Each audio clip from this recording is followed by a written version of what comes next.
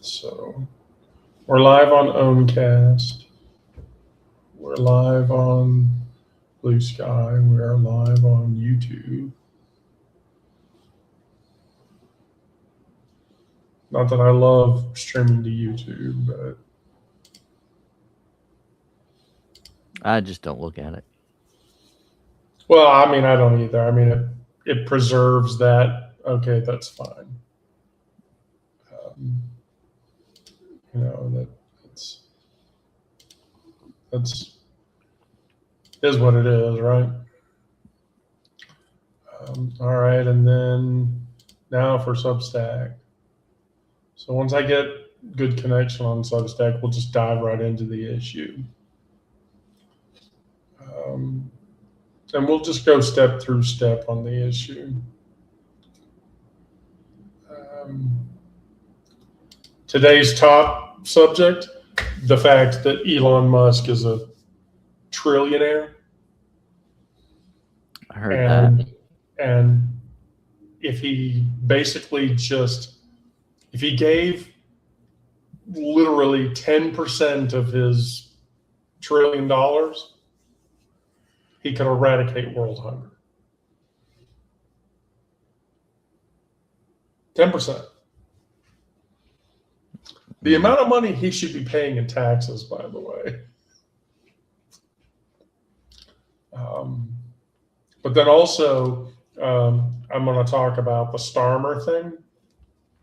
Well, we'll get into that. Okay, so we're live on Substack now. Let me separate my tabs. Let me separate my tabs out a little bit so that we have everything just sort of working like it's supposed to. There we go. So I will not be able to keep up with Substack chat because I'll be watching so if you think you can do that, Brandon, I would appreciate it. Oh yeah. I'll let's see here. Oh, there it is. Okay. Okay, great. Welcome to another episode of What Survives the Morning with Wendy, of course, and my co-host Brandon. We are multi-streaming to Owncast, Blue Sky, Substack, and YouTube. I'm not going to look at YouTube chat because YouTube chat is invariably unkind and not a pleasant place to be. But we will we'll be going through today's digest issue. By the way, I'm going to drop today's digest issue into the chat, all of the chats actually, because those all need to go there.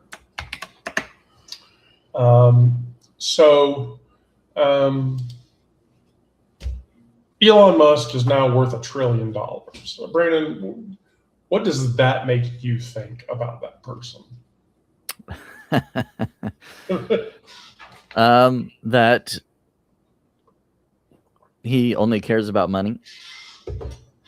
Well, it's very clear that he definitely only gives a shit about money. I think that's a foregone conclusion, but like, if you had $1 trillion, what would you do with it? Well, there's no way you could. I don't know. He can't even spend it all if he wanted to. I don't think. I mean, just because of all the investments, everything, he's constantly making money more than he could spend it. Well, yeah. So there's an old movie that was in the 60s, and in the 80s they remade the film with Richard Pryor called Brewster's Millions. And the purpose of the film is, I think in the 80s, it's like he gets $1 million and he has 48 hours to spend all of it. Oh. And so if he does, then the main character gets access to like the hundreds of millions of dollars that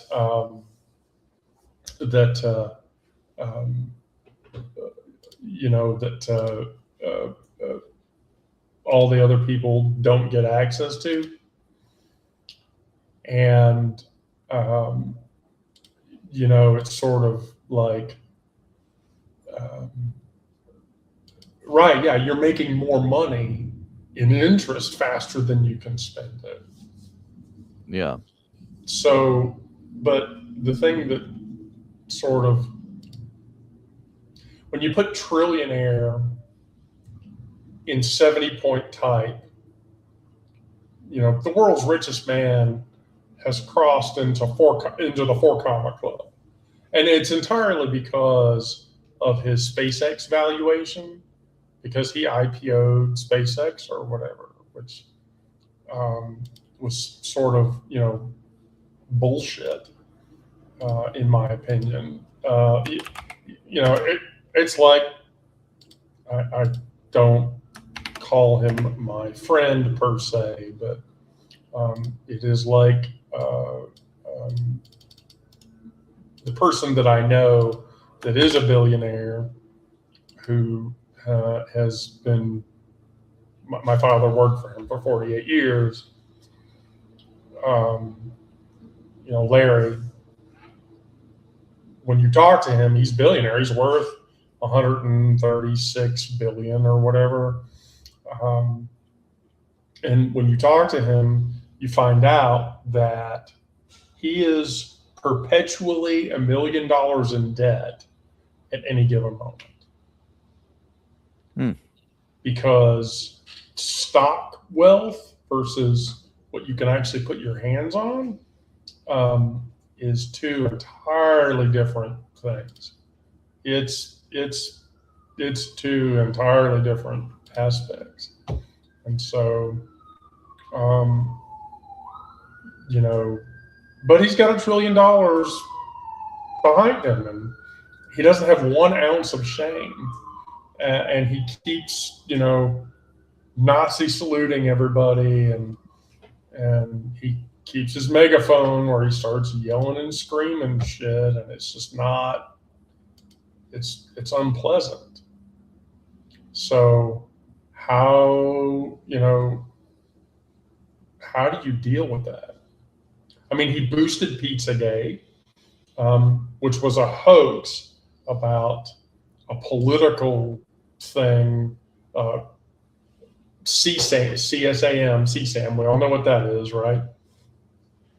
And that was happening in the basement of a pizza parlor in DC. That's what the whole Pizzagate thing was about. And, you know, he's anti-Semitic as fuck. He took control of Twitter and then said that Twitter wasn't about free speech, and then made Twitter restricted speech. If you go on to Twitter and you say cisgendered to somebody, you get censored. So the free speech absolutionist or whatever, you know, he just made it worse. You know, talking about the great replacement lie, he lied about that too. But like the big thing that, and so this is the big statistic, so I want to hear, Brandon, your thoughts about this. So Doge took a wrecking ball to USAID, and that was the agency that fed starving people and chased diseases and so forth, because he called it evil. What he did to USAID, up to now, the estimated number of people that have died because of that is inching very close to 1 million people. So 518,000 children and 263,000 adults. So just over 750,000 people have died because of Doge's damage to the USAID organization. I mean, that agency ran on $28 billion a year. His trillion could have funded that for 35 years, and none of those people would have had to have died. He would call that natural selection, I guess. So your assertion is we would call that natural selection. Yeah. If I mean, it would be like the kind of the perfect in quotes society, getting rid of the weak, and that's I think that's kind of his mindset. I would agree that that's his mindset. That he's Thanos trying to snap. Yeah, Thanos right. trying to snap the finger. I don't know that, like if he eliminates X number of people, then, that's going to like fix the world's problems. Omics Intel says he's raising capital to go to Mars. It's expensive. Yeah, right. But that's the thing. Like, so he gets to Mars. He can die on Mars. Fine. I'm good with it. Get to Mars, go to Mars, have fun. Don't come back. He'll take his perfect people that he's selected with him up there. Yeah, I mean, all of his perfect people will be, with him or whatever. So yeah, that kind of him becoming a trillionaire was the first of the big things. The other of the big things. So yesterday, I was reading the news, and Trump announced that he was aware that Starmer was going to step down as Prime Minister of the United Kingdom. And so he knows everything, doesn't he? Well, I mean, as it turns out, Starmer stepped down today. Right, yeah. Which is funny because my housemate, Kira, was like, oh, well, I guess that means Trump is now outed an intelligence, but either UK intelligence will get noted for leaking that, or Trump will have been accused of leaking U.S. national intelligence. Either way, I mean, that's a crock of shit. But here's the interesting thing, and so there's a social commentary to be made here, and so this is interesting. So with Starmer going out, it is rumored that Andy Burnham, is going to be his replacement. Now, Burnham is currently the mayor of the Greater Manchester area mayor. And unlike Starmer, so let's sort of just tee this up for everybody. So Starmer is kind of middle of the road, very middle of the road, almost a centrist. Andy Burnham, on the other hand, is quite a bit more to the left than Starmer is. And so I don't think that Trump is going to find an ally in him at all if Burnham is the one that actually gets the seat. So Burnham is expected to run for the Labor Party leadership. And so here's the deal. So Burnham's a Catholic. He carries documented history as a vocal queer ally, which, by the way, he has professed that admitting that he is a queer LGBTQIA ally, there are members of his family that have cut him off because of this fact. Yeah. And so he marched against Section 28 as a student in 1988, which was one of the initial marches to support equal rights for queer people in the UK.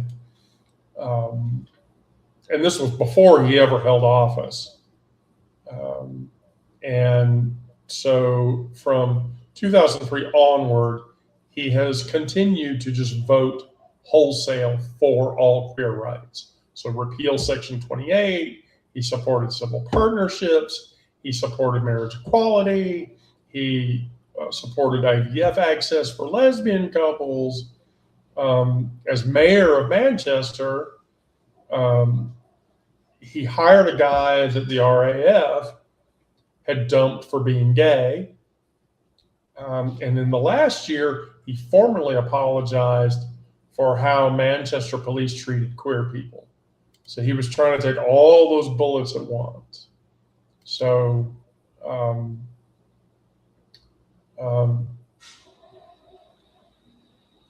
I will say, though, and let's just be clear, because nobody's a saint, and I'm not going to let him pretend, after the 2025 court ruling that defined sex as biological sex, he wanted guidance handed and handled in the fairest and most compassionate way possible. You know, because the UK courts decided the biological sex issue. And in Burnham's case, Burnham decided, hi, Marnie, by the way.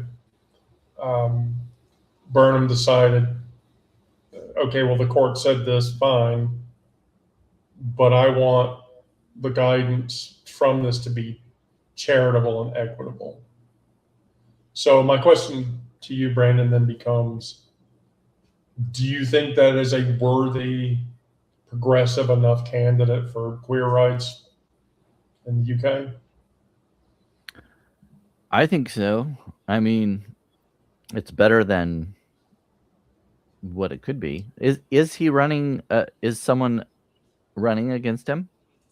So, yeah, the way that those work is the Labor Party puts somebody up, the Conservative Party puts somebody up, and then there's a vote. I mean, it works sort of similarly in the way that our elections work, but it's more like there's a surprise. You know, like if somebody gets primaried or whatever, there's a surprise election that happens. And so, yeah, you know, by all accounts, he's the one who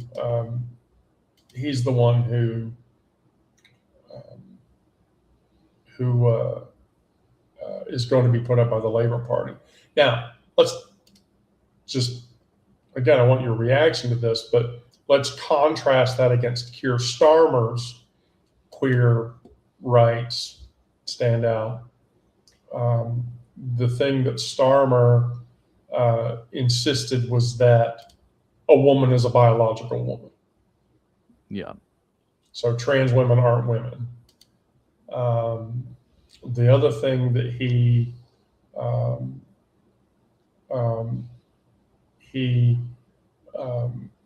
supported was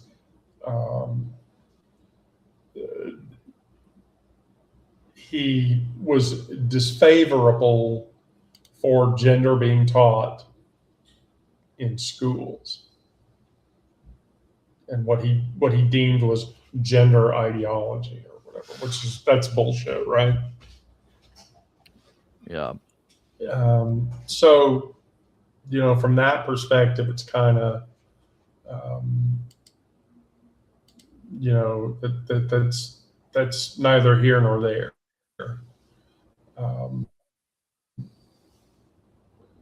So, Starmer going out. What kind of support does he have right now? Or do you know? Not very much. I mean, he's kind of like, so Starmer I equate to Gray Davis.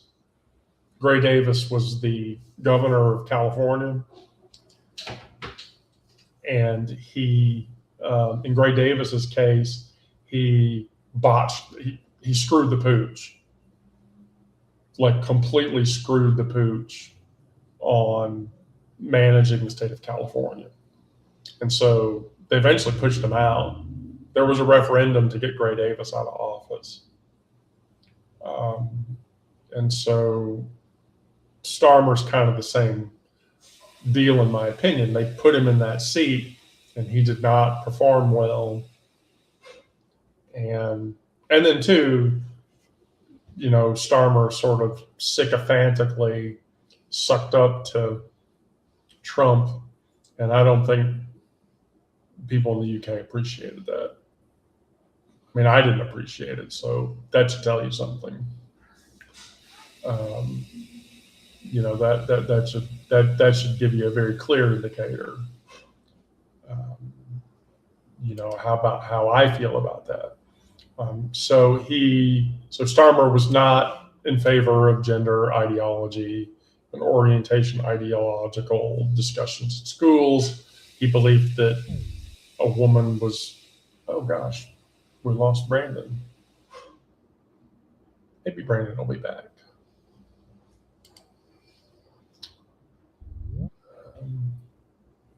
Oh, you're back. Sorry about that. I accidentally clicked. I was trying to move the tab, and I accidentally clicked the X instead. Oh, it happens. It happens. By the way, I have a piece of book history that I want to share with you today. We'll get to that. We'll get to that later in the broadcast, because I'm really just trying to even the broadcasts out subject-wise. But I have a very interesting book piece that you're going to look at and go, I think you're going to go, wow, but we'll just see. I was very lucky to have found it. So yeah, that's sort of the deal with. We have a South Sudanese here. Let me make that one go away. There we go. So you don't think Burnham has much support? I think he has support. I think he is more socialism leaning. I think he's more left leaning. Yeah. And I think he'll actually have a positive outcome to the administration of the UK as a PM if he gets elected. Which I think is probably very late. Populism in the UK is not succeeding. I mean, despite what Musk says about the AfD getting traction in Germany, and then as Nixtel mentions, Italy, the fight with Italy, I think Trump will try to push the Italian PM out because he doesn't like the Italian PM. But again, here's the problem. Italy is not as far right-leaning as Trump is aware. And so I think that's going to cause a lot of issues. If Trump and his cronies try to get other leaders pushed out because they're not right-leaning, I don't think the world is embracing populism in quite the way that they think. Yeah. Yeah. By the way, thank you for all the hearts, whoever is giving them. I appreciate them. So does Brandon, I'm sure. You appreciate that, don't you, Brandon? Oh, yes, of course. Okay. So I did want to just touch on briefly on the nature topic. And the nature topic for today was, so basically every year we spend as a country $360 million on a network of instruments, scanners, buoys, etc., that are strung across many arrays in the Pacific and the Atlantic that observe the ocean. And so this is the thing that measures the water temperature, water fluctuation. This is the thing that tells us that we are currently in the middle of super ultra El Nino. Super ultra El Nino, and so forth. Well, the Trump administration has tried to dismantle that, and as it turns out, so that the equipment watches for ocean acidification, carbon sequestration, marine heat waves, coastal flooding, like all of the things that are byproducts of climate change. Well, And yeah, and that there's the thing.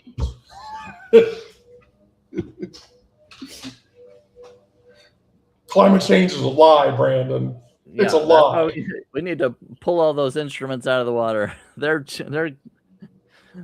lying. Yeah, the climate change is bullshit. No, if anybody hears me say climate change is bullshit, I'm completely lying when I say that. I'm a druid. And as a druid, I strongly assert that climate change is indeed happening. I mean, it's very clearly happening. I don't care what anyone says. I really don't. It's a thing. Climate change is all over the place, and it's not pretty, and it's going to kill all of us, and so we need to prepare for that. Well, Elon's preparing, I guess, going to Mars. Yeah, he's going to Mars. So, I don't really know, how. I don't know. I mean, how are we gonna deal with that? I really don't have any idea. It's just sort of like, well, shit. It's not pretty.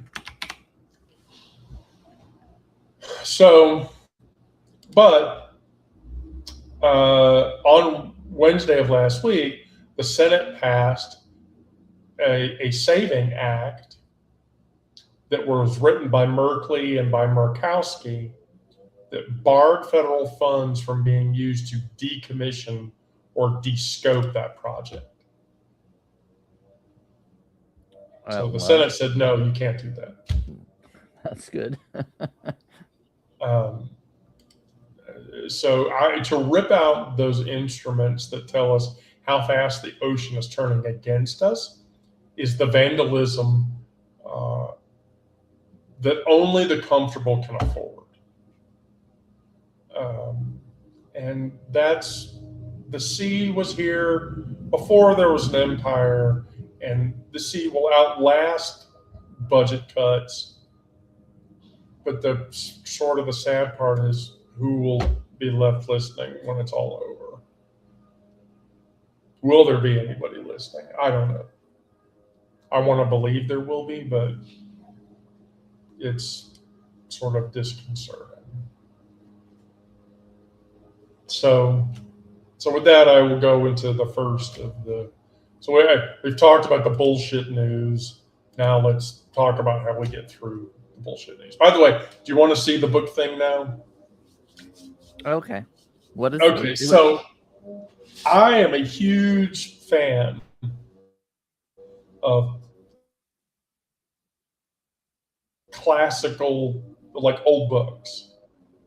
And so I went looking for this because the author of this book was a woman named Rose Estes. And I had a What was the copy name of again? this. Oh, I'm about to show you. Oh. Rose Estes is her name. Okay. Okay, so here you go. Here's the book. It is the first. You remember the Choose Your Own Adventure novels? Oh yes, I used to watch. I used to love those when I was younger. I get all the ones that the library had. Right. Well, this was the first one that was licensed by TSR, the company at the time that was run by Gary Gygax, who was the progenitor of Dungeons and Dragons. And so this was actually licensed by TSR to be distributed. Now, if you were a child of the 80s or whatever, so this was a thing. I asked somebody this in a Reddit thread recently um, about this, and the person was like, "Oh God, yeah, like I think I remember seeing that at a book fair at my school." Hmm. And so I was like, I don't know what that is. Can you explain it? Oh yeah, the book fair was like a thing. Can you explain? Do you know what I'm talking about? Yeah. Okay. Yeah, they would. I don't remember how often they came through. If it was like once a quarter or something like that, maybe I can't remember. But um, yeah, they would come in with these big rolling cases of books and open them up in the gym, and each class would have a certain amount of time. We would all go to the book fair. We knew it was coming and everything, so we would beg our parents for money and everything to spend at the book fair, and we'd have the order form and everything and Oh yeah, paper. So, there was an order form even. yeah, That's it was all paper, yeah. But then we would have the little the paper that showed all the books that were going to be in the book fair, and we'd circle all the ones that we wanted and everything, and our parents might, they would write a check or whatever for however much, and we wouldn't get everything we wanted, obviously, but Right. and then we'd take the order form to the book fair, and we'd get our books, and yeah, it was a fun little time. Well, so here's the deal about these books. So these books are decidedly very rare to find.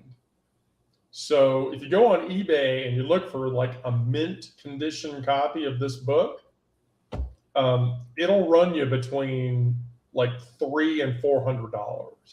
Mm.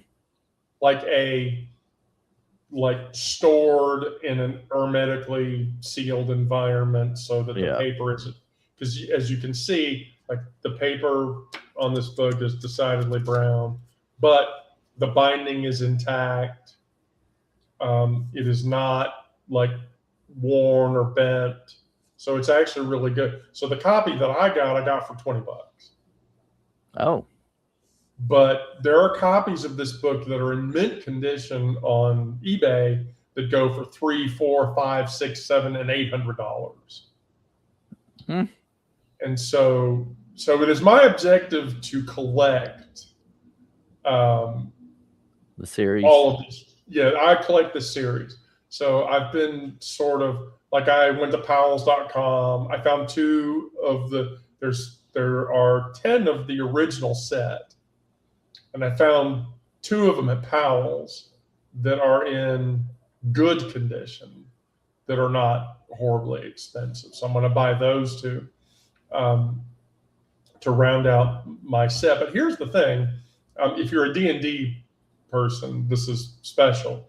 4 of the books in the series involve the Greyhawk mythos, which is a mythos in Dungeons and Dragons lore that involve a character named Grey Mouser, and there's a whole setting around that. And here's the funny bit about that. In one of the books, there is a personification in the Greyhawk universe of Death. And Death is this guy who sits in the tavern that at one point Grey Mouser goes into, and Mouser walks up to the barkeep and goes, "Why is nobody talking to that guy?" And the barkeep basically says, "That's Death. If you talk to him, your time is up." So he's lonely all the time and depressed and sad because nobody wants to talk to him, because talking to him means it's your time to leave. Yeah. So I, in an attempt to redirect some of my energies, I've gone back to collecting old literature, and so that'll be a thing. I didn't know. I don't think I knew anything about that particular series, but I did read. I don't remember who wrote them or anything, but I read several of the Choose Your Own Adventure. And what was cool about them is you could read them over and over again, because if you just choose a different path each time you read it, it gave you a different story and a different outcome. So here's the thing. I'm thinking about trying to get the whole series, so get the whole set, and then drawing up a set of maps that travel from setting to setting in the books, and compile that into a Pathfinder campaign module that I can then get, people that I care about and want to play games with, a methodology to basically play the book in a TTRPG like setting. And so I'm a little excited about that. So that's my next hobby thing, is to as a literary person to do that. So those are the news bits before the book talk. And so what can we carry from ourselves? With all of this bullshit that has been thrown at us, because the purpose of the Daily Digest is to give you, this is the 3 things that suck or don't suck, and then here's how we get through it all. And so in reference to dealing with the aspectualization that Musk is a trillionaire, that they're actively trying to shut down all of these human positive things, and the fact that now the UK is going to go through a PM change. If Miranda were here, she would know immediately what I'm talking about. I'm going to ask you, Brandon, do you know who Elizabeth Cady Stanton is? Now the name sounds familiar, but I'm not. Yeah, familiar. she was a suffragette, women's lib person. Okay. And to her assertion, she says, the moment we begin to fear that opinions of others, the moment that we begin to fear the opinions of others and hesitate to tell the truth that is in us, and from motives of policy are silent when we should speak, the divine floods of light and life no longer flow into our souls. And so what does that tell us? Well, the body knew before the headline did. I felt it. That flat-handed press against the nearest solid thing when I get up in the morning. And I did that, and I saw this number, 518,000 kids. There's a kind of news that doesn't have to be understood so much as survived. And it's like a physical blow to the face.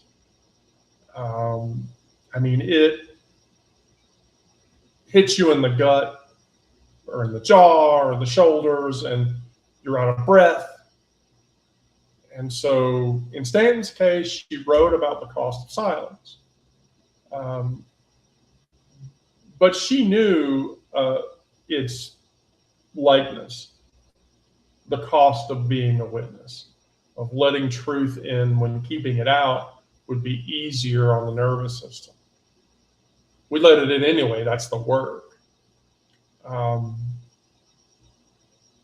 so the question for that is, what did I turn my face towards this morning and why? And my answer for that is, I turned toward the 518,000 number, and I made myself sit in it for a period of time, because a number that becomes invisible becomes permissible. And I have lived way too long in a body that the powerful find inconvenient to let any life get rounded down to a rounding error. I'm sure that the 518,000 children that have died, that's not the real number. That's just a rounded figure. Right. And for one more life to have been extinguished because of that, by just giving an even number is painfully wrong. And I think that it is unjust. I think that it is unjust. And I think that it is inappropriate. And I think that it is painful. And I think a whole slew of things about it. And I don't understand why it is that we have to do it. So, Brandon, that's my question to you. When you woke up this morning, what did you turn your face towards? And how did it feel? Well, I don't watch the news in the morning. I don't listen to the news. I get up and check my notifications, and I start in on whatever I'm writing for the day. And as I told you, I just got back from a weekend trip to Arkansas. So mine, I turned toward my relationship with my father. Since yesterday was Father's Day, I wrote a piece about my relationship with my father, or the lack of one, I guess you could say. I mean, it is a relationship, I guess, but the type of relationship that we had was not like most. So I kind of, it's not a necessarily like most relationships between fathers and sons, I would say. I mean, at least not the ones that I saw growing up, or definitely not the ones I saw on TV with, you know, um, my 3 sons and Happy Days and, um, the Brady Bunch and Full House, all those fathers and their close relationships with their kids. So I, basically thought back on my relationships and my relationship with my dad, and um, kind of poured that out into my writing. So mine doesn't have anything to do with the news stories, sorry, but It doesn't have to. right, but that's I where mean, mine went. yesterday, my housemate and I and her kids went to breakfast. here in Atlanta. And there were two really fucked up, like, transphobic bullshit things that happened as a result of that. And so we went to breakfast, and this is kind of this is a negative story that turned out to be profoundly positive. And so so we're there at breakfast, and towards the end of the breakfast, the waiter who was serving us kept misgendering me and my housemate. And so at the end, he comes over with the bill and the little basket that has the mints in it, and he has a keychain, and he puts it down next to my housemate and says, "Here's a keychain for you. Happy Father's Day." Assuming, and then tells me the same thing. And so I had a problem with that. I'm a woman. I have not been a father in a very long time. And so, yeah, that was completely unacceptable. From my perspective, it's completely unacceptable. And so we left, and I went up to the hostess, and I told her, I said, "Look, I don't want to be a problem.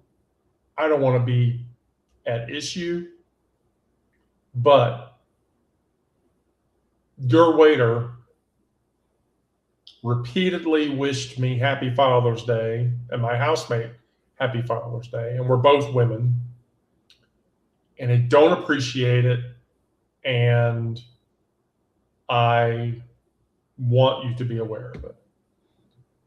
And so she apologized, and she said, "I'll make sure that it doesn't happen again," or whatever, when we left. And so one of the kids sort of looked at me and said, "You should have said something to the manager."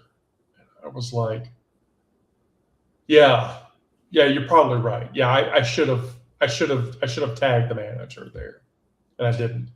And so I told him, I'm like, "Look, I'll call them up right now." And so, I called. We were on the way back home, and I called the restaurant, and I said, "I want to speak to the manager about a food service issue." And the girl on the phone said, "Were you just in here? And was your food service issue personnel related?" And I said, "Yes." And she said, "I'm getting the manager right now because I want you to talk to her." Because the girl that answered the phone was the girl I talked to before we left the restaurant. Yeah. And so the manager got on the phone, and she said, "Is this Wendy?" And I said, "Yes." And she said, "I want to apologize for your experience." And I said, "I haven't even told you the problem." She's like, "No, my hostess already told me the problem. And while you were walking out, I tried to run out and catch you." Mm. And I said, "Oh, well, I felt like telling your hostess was enough. And so, I just wanted not to have that experience again, because, my housemate and I bring her kids to that restaurant because it's gluten-free and we have a gluten-free child. And, you guys you're all incredibly affirming." And she said, "Well, I'll just put it to you this way. I'm a gay female. And if one of my waiters did something like that to my wife, I would fire him right on the spot. I wouldn't even think about it. And she said, and I'm not going to tell you what I am going to do to this person, but I will tell you that one, I've comped your meal. It was $100. It was $100 breakfast. And so I got a confirmation from her. She comped the whole table, didn't pay a dime. And she said, and I will ensure that that never happens again. Because I've seen you come in here and I've seen you be respectful to people. And there are trans people who work in this restaurant. And there are queer people who work in this restaurant. And they expect the same dignity and self-respect that you would expect. And if one of our wait staff doesn't extend that to you, that means that they're going to extend that kind of unpleasantry to somebody they work with. And that's bullshit. And I won't fucking let that fly. And I'm sorry. And she told me, she said, if you come back in here and you have that problem again, do not leave the restaurant until you have found me, and I will take care of it. Because that's unacceptable behavior. And I won't let that fly. I won't let that fly. I wonder if they had issues with him before, or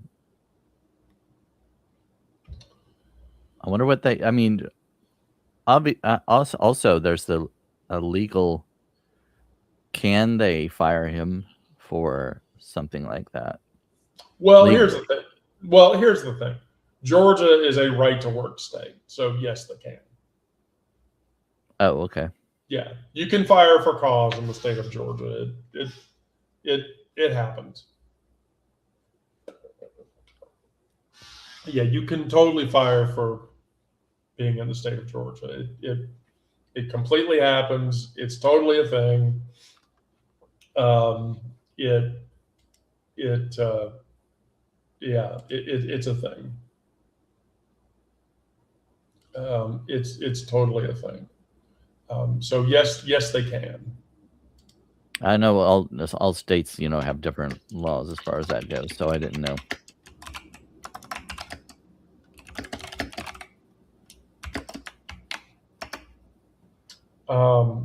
So right, yeah, they can fire for cause. So the practice, the armor that we can wear by having this experience, and so I cited Chavela Vargas for this reason, who was a queer Latinx Mexican singer, who was born back in the early 1920s. And she says, I never trespass into the territory of others, nor allow others to trespass into mine, because I belong to myself. And so when I go into a restaurant and I represent myself as a mother, yeah, Joe, I don't know what the keychain was about. The keychain was literally said Happy Father's Day on it or whatever. I was like, I don't want that. Fuck that. So the reason that I quoted Vargas is that Vargas. So when I went into that restaurant, or I go into any public space, and I represent myself as a mother, or a caregiver, or a person that cares, I don't want to be treated in any other way than that way. I mean,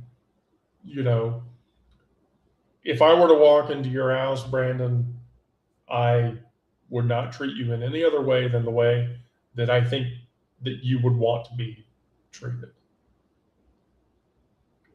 I certainly in the sake of transparency and the sake of pleasantry and the sake of kindness and everything else, that means that I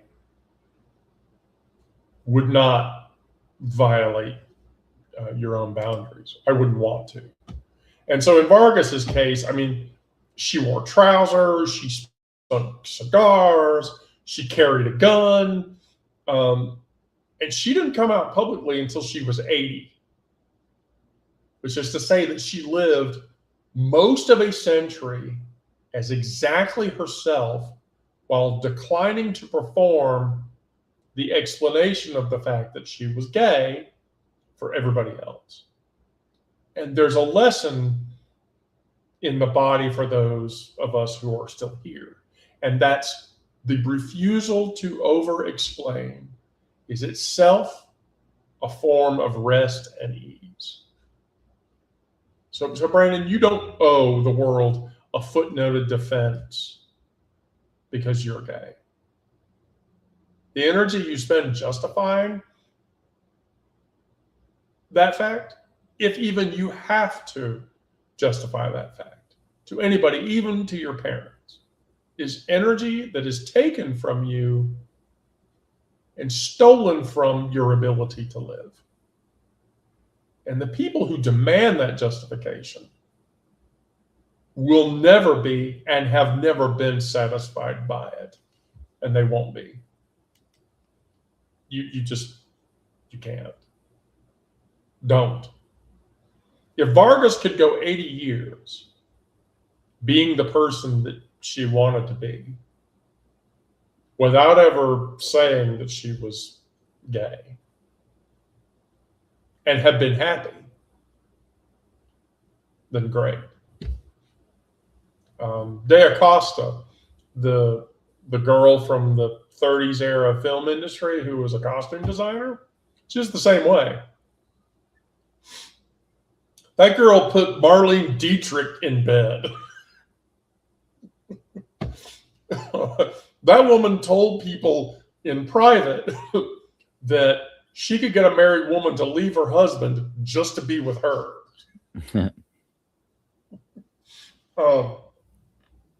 I mean, be unto yourself your own true person. So my question becomes, what am I protecting when I finally let myself stop explaining? And what am I protecting? I protect the hours, the finite, dwindling, irreplaceable hours of the fact that I am over 50 years old and am only just now living the life that I want to live. The life that says that I refuse to spend any longer trying to convince people I don't know that I have the right to the ground that I'm standing on.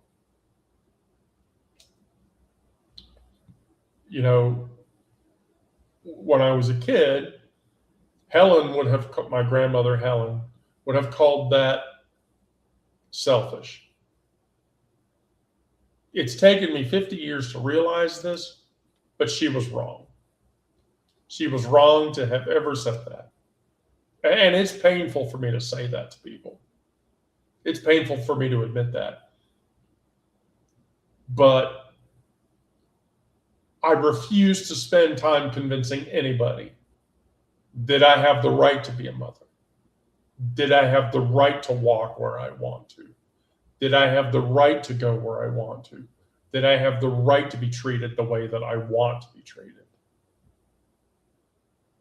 And so does everyone else. So if you let yourself stop explaining, Brandon, what are you really protecting?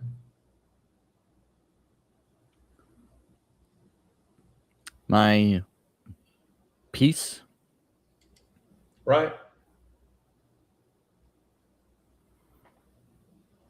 Not allowing myself to be stressed by trying to keep up appearances or explanations.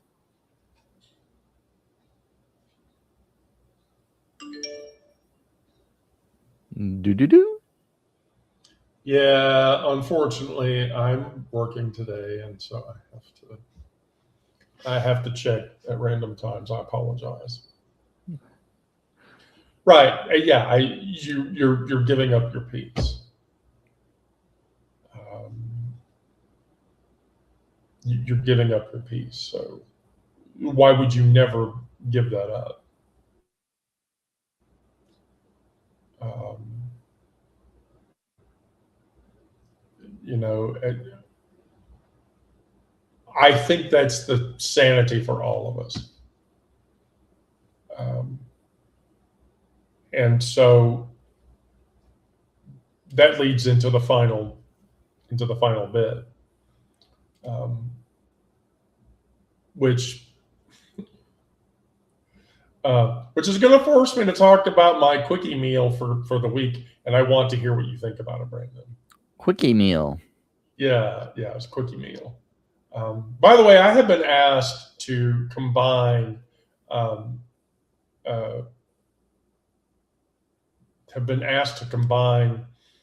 into a recipe book the pantry quickie into a cookbook and sell it.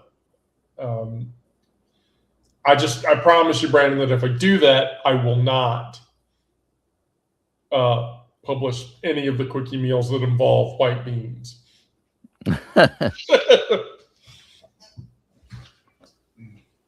I mean, some people probably like them. Right. So Maya Angelou says there's no greater agony than bearing an untold story that exists inside you. And so what days like today cost is a particular kind of innocence. The ability to read a headline without seeing the bodies that no one gave a shit about, the children rounded down to nothing in the prestige of the press. But here's the thing, the body knows that the news cycle will never say. That if you're carrying an untold story, that unspoken grief, that irrational number, the refusal to erasure, the refusal, that refusal itself is telling. Even when the only audience is your own chest at the kitchen counter at dawn with your hand flat against the wood, because there's the Baz Luhrmann speech or whatever, wearing sunscreen, and somewhere in that speech he says,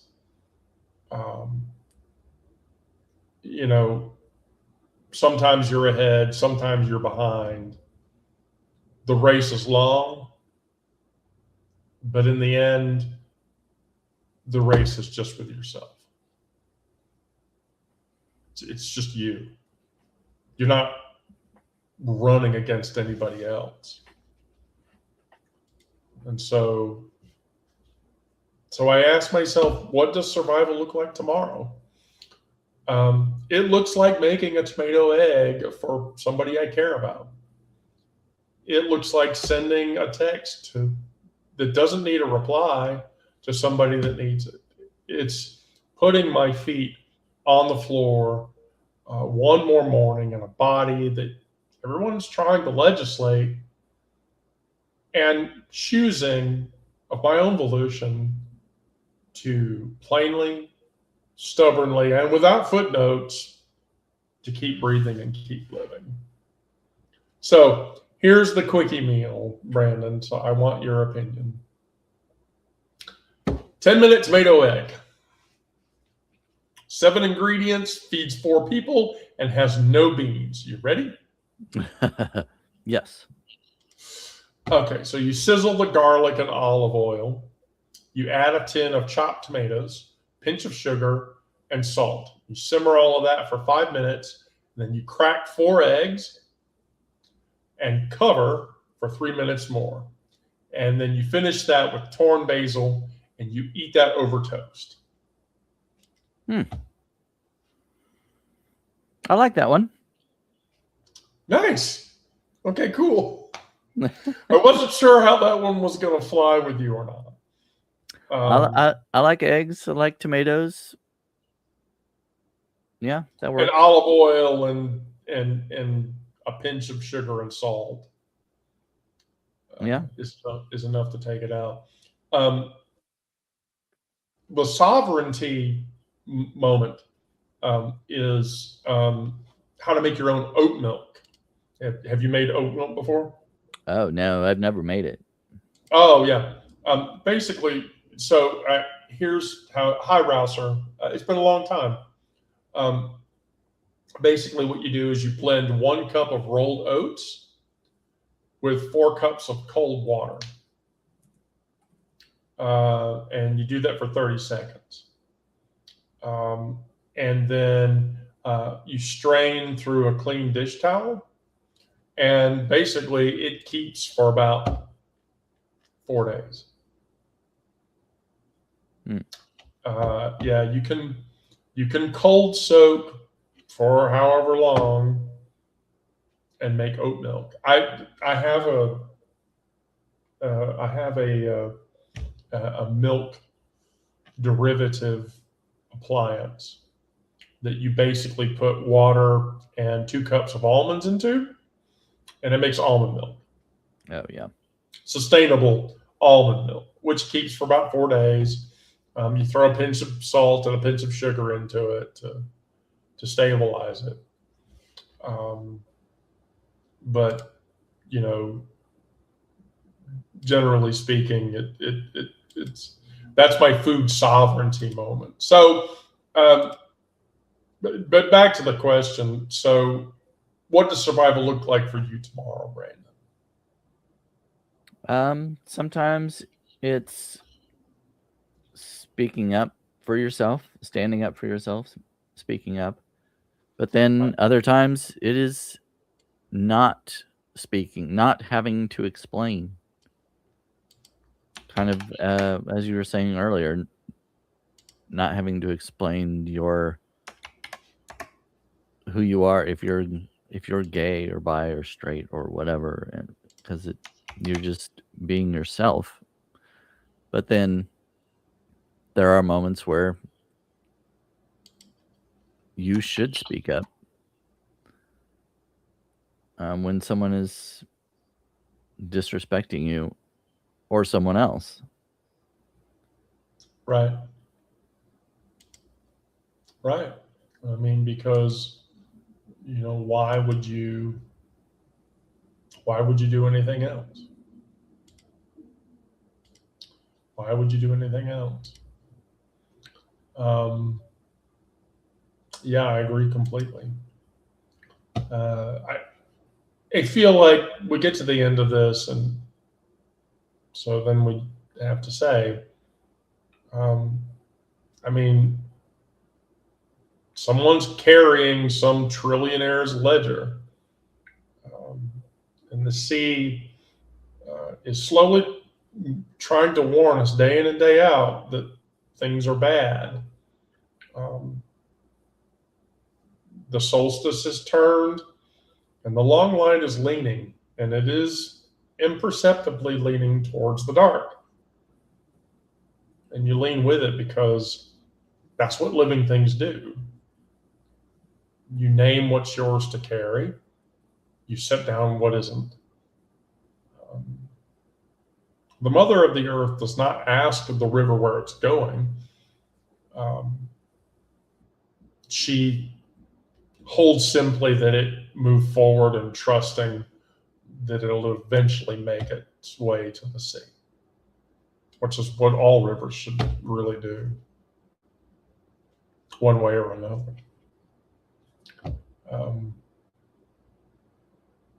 You have any closing words, Brandon?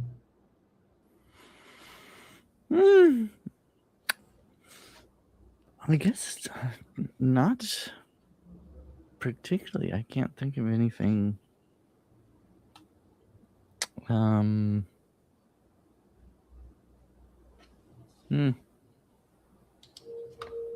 No, still Pride Month, so happy Pride.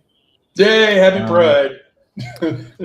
Have you been to any Pride events, or do you go to many of the? Are you into that?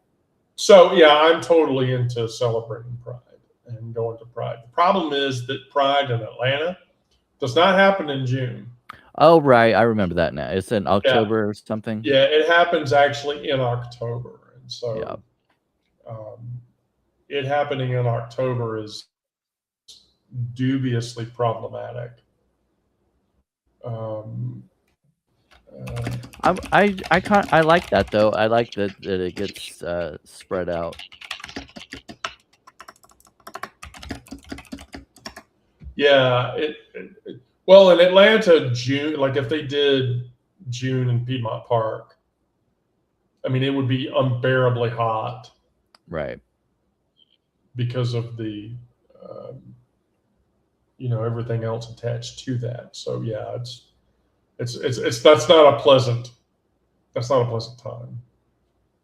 Yeah, St. Louis it's always hot, but I kind of like a little bit of the heat. So, but I do like when they spread it out into like some places are going in July, and I know at least one place in Missouri that's in September or October, one of the two. Right. So I kind of like the spreading out throughout the year. Yeah, I sort of do too, actually. I really sort of enjoy the, and two, it makes celebrating those activities easier. Yeah. Yeah, and you can go to more than one. Go to some of them in June, and then go to, because a lot of times they're happening on this. If they're all in June, obviously they're going to happen. Some of them are going to happen on the same dates. So, right. This way you can kind of go to different ones. Right. Yeah, I agree 100%. All right. Well, that's what I had for the day. Thank you, everybody that was watching the show. Brandon, do you have anything to close out? You said no. Yeah, no. I'm gonna be on a live with Stefan Pasek on Wednesday night. Ooh, Wednesday night. So that sounds super pleasant. Yeah, I don't know what exactly we'll talk about, but do you have any other good live sessions coming up over the course of the next few days? No, I don't know if Sturge and I will. We need to talk about. He's taken a few weeks off.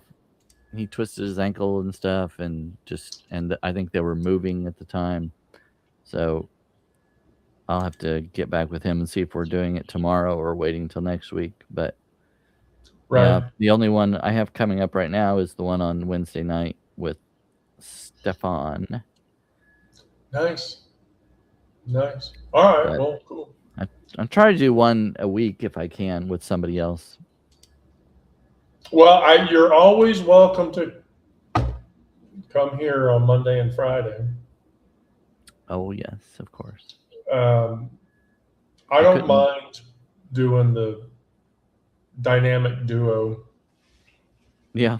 One, it means I get to cover the whole issue, and two, it means we actually get to talk back and forth with a lot less, back and forth. 4 people, it's fun and it's exciting. It's just a little harder to keep up with. That's all. Yeah. So thank you, Brandon. For everybody else, thank you all for watching. Back on Friday at 1 o'clock.